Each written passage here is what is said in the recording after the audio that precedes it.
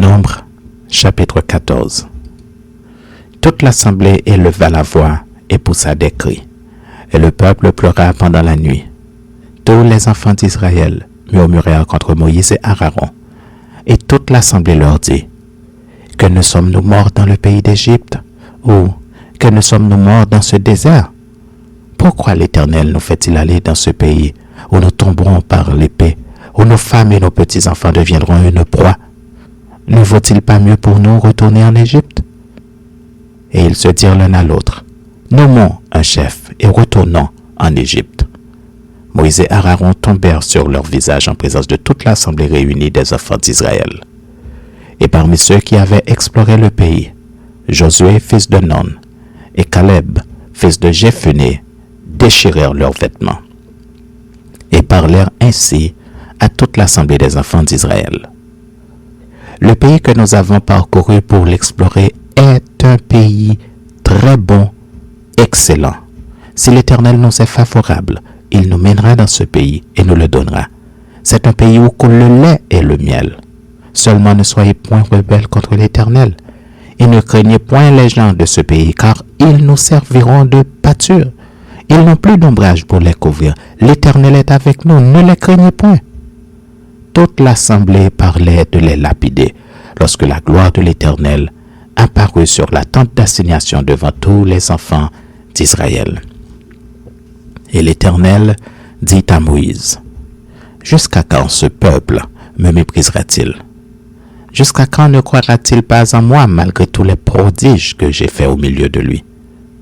Je le frapperai par la peste et je le détruirai, mais je ferai de toi une nation plus grande et plus puissante que lui. » Moïse dit à l'Éternel, « Les Égyptiens l'apprendront, eux du milieu desquels tu as fait monter ce peuple par ta puissance, et ils le diront aux habitants de ce pays. Ils savaient que toi, l'Éternel, tu es au milieu de ce peuple, que tu apparais visiblement, toi, l'Éternel, que ta nuée se tient sur lui, que tu marches devant lui, le jour dans une colonne de nuée et la nuit dans une colonne de feu.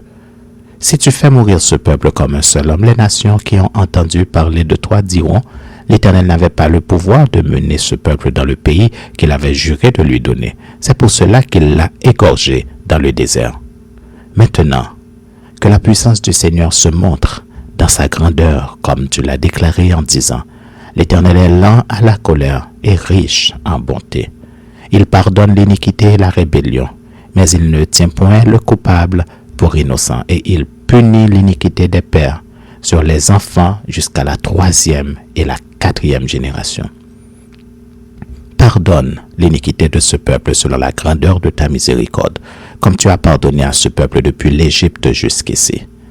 Et l'Éternel dit, je pardonne comme tu l'as demandé, mais je suis vivant, et la gloire de l'Éternel remplira toute la terre. Tous ceux qui ont vu ma gloire et les prodiges que j'ai faits en Égypte et dans le désert, qui m'ont tenté déjà 10 fois et qui n'ont point écouté ma voix, tous ceux-là ne verront point le pays que j'ai juré à leur père de leur donner. Tous ceux qui m'ont méprisé ne le verront point. Et parce que mon serviteur Caleb a été animé d'un autre esprit et qu'il a pleinement suivi ma voix, je le ferai entrer dans le pays où il est allé, et ses descendants le posséderont. Les Amalécites et les Cananéens habitent la vallée. Demain, tournez-vous et partez pour le désert dans la direction de la mer Rouge. L'Éternel parla à Moïse et à Aaron et dit, jusqu'à quand laisserai-je cette méchante assemblée murmurer contre moi?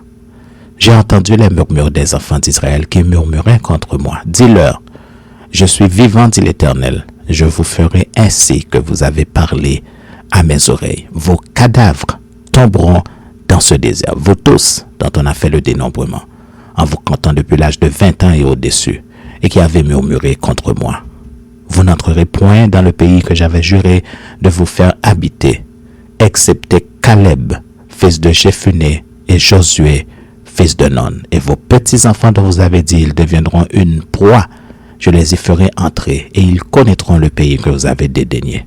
Vos cadavres à vous tomberont dans le désert, et vos enfants paîtront 40 années dans le désert. et porteront la peine de vos infidélités jusqu'à ce que vos cadavres soient tous tombés dans le désert. De même que vous avez mis 40 jours à explorer le pays, vous porterez la peine de vos iniquités 40 années, une année pour chaque jour, et vous saurez ce que c'est que d'être privé de ma présence. Moi, l'Éternel, j'ai parlé, et c'est ainsi que je traiterai cette méchante assemblée qui s'est réunie contre moi. Ils seront consumés dans ce désert, ils y mourront. Les hommes que Moïse avait envoyés pour explorer le pays et qui, à leur retour, avaient fait murmurer contre lui toute l'assemblée en décriant le pays. Ces hommes qui avaient décrié le pays moururent frappés d'une plaie devant l'Éternel. Josué, fils de Nun, et Caleb, fils de Jephuné, restèrent seuls vivants parmi ces hommes qui étaient allés pour explorer le pays. Moïse rapporta ces choses à tous les enfants d'Israël, et le peuple fut dans une grande désolation. Ils se levèrent de bon matin et montèrent au sommet de la montagne en disant, « Nous voici, nous monterons au lieu dont a parlé l'Éternel, car nous avons péché. » Moïse dit, « Pourquoi transgressez-vous l'ordre de l'Éternel? Cela ne réussira point. Ne montez pas, car l'Éternel n'est pas au milieu de vous. Ne vous faites pas battre par vos ennemis, car les Amalécites et les Cananéens sont là devant vous et vous tomberez par l'épée, parce que vous vous êtes détournés de l'Éternel. L'Éternel ne sera point avec vous. » Ils s'obstinèrent à monter au sommet de la montagne, mais l'Arche de l'Alliance et Moïse ne sortirent point du milieu du camp. Alors descendirent les Amalécites et les Cananéens qui habitaient cette montagne. Ils les battirent et les taillèrent en pièces jusqu'à Horma.